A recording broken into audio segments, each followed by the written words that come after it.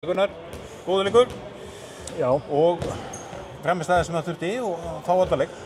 Já, við vorum við vegg og svona bara framistæðan svona fyrir utan smá kafla í fyrrahálfleikarna sem aðeins mistum hausinn og gerðum svolítið marga feila á skömmum tíma en svona heilt yfir bara útvegulega mikil orka í þessu og góð framistæða og verðskuldaði sigur í kvöld.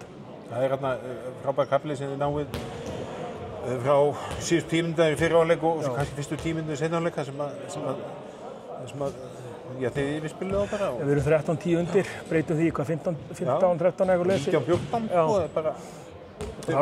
Það kom svona eftir þessa þvælu hjá okkur sem kom þarna í smá tíma. Svo bara kom aðeins æginn aftur og menn skrúaði aðeins hausinn á og fórum í konseptið og lítum ekki tilbaka eftir það. Og nú bara 8 leikur, það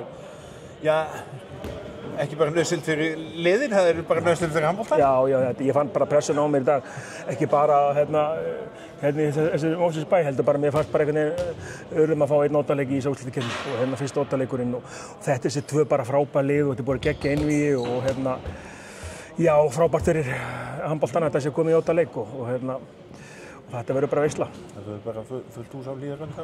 Já, ég hef ekki vonað öðru en að vera stappað og bara algjör veisla og okkur langar í meira og bara, við erum búin að reyna tvisar að fara í Valsheimil og vinna og ekki segja allt þegar þrennt nú reynum við 3. skiptið og ætlum okkur að sjálfsögðu að landa sigri.